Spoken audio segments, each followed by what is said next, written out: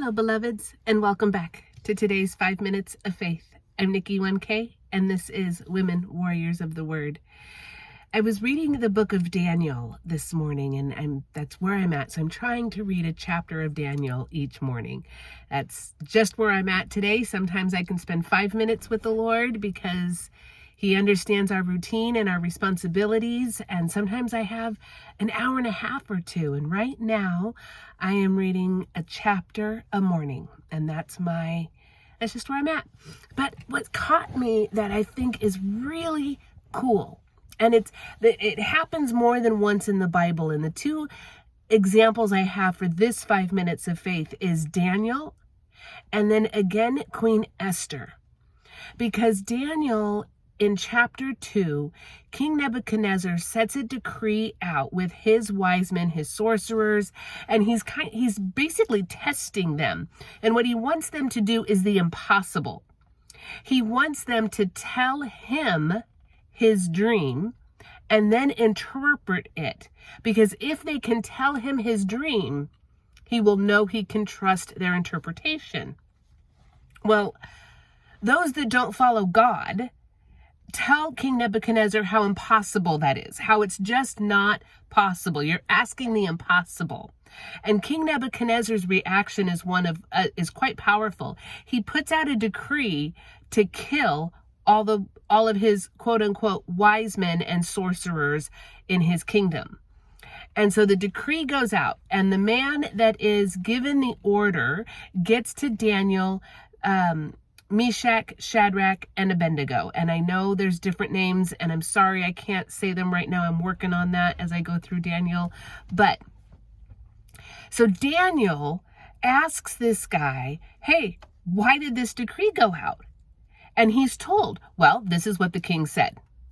And so Daniel says, and Daniel turns to his friends, his trusted inner circle, and asks them to go into prayer with him, that they would besiege and ask God to rescue them and to give them the wisdom to be able to meet King Nebuchadnezzar's crazy old demand. And I'm minimizing what it really was. But what impacted me is that lives were on the line, both for Daniel and for Queen Esther. And in both instances, neither one falls into panic mode. Not that they don't have feelings to go along with the situation, but they do not fall into panic mode. Instead, they turn and they bring others in to their horrific circumstances. What a difference those examples are in comparison to what we tend to do today. And instead of turning and bringing people into our personal chaos or personal traumas or personal instances of concern, we hide instead of expose and share. Instead of Daniel running to God in tears and crying out with woe is me and why would this happen and what are you going to do, God? He turns to his friends and they go to God and ask for wisdom for God's glory. Do we do that?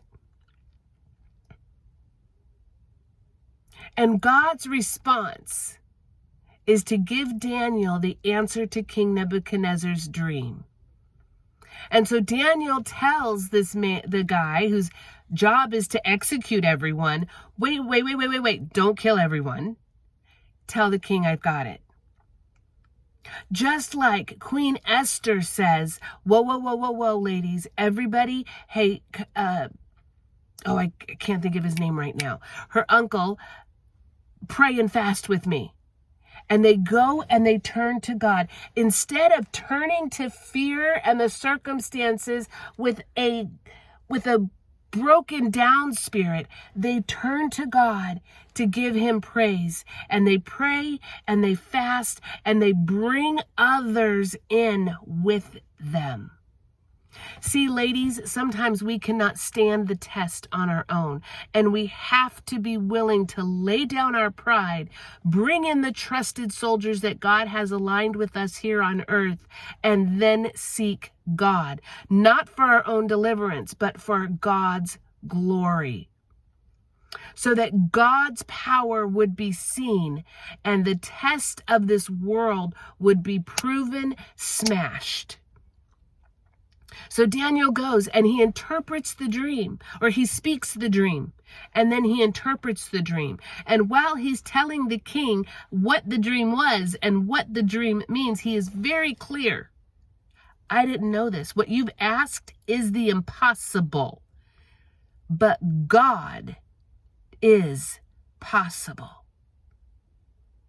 So while you're looking at a situation in your life, I want to challenge you to pray not for your own success, but for God's glory, to challenge those that are speaking the world over you and test and see if God is good.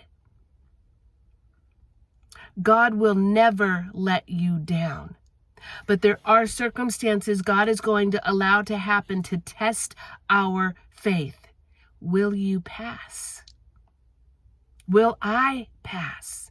Will we pass? We have to overcome pride, fear, and temptation to just crumble into the emotion. But the example that Daniel gives us is not one of crumbling, but one of triumphing in faith. So faith walkers, walk in faith. Bye for now.